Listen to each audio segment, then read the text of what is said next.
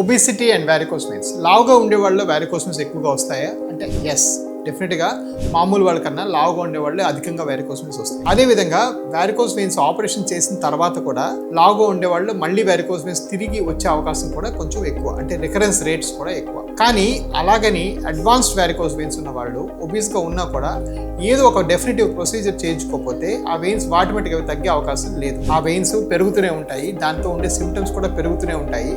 So డెఫినెట్గా lifestyle modification కొంత role ఉంది. లైఫ్ స్టైల్ మాడిఫికేషన్ చేసుకుంటే మంచిదే. కానీ అదేవిధంగా మీకు ఆల్రెడీ ఉన్న veins only lifestyle modification వల్ల వెళ్ళిపోవు.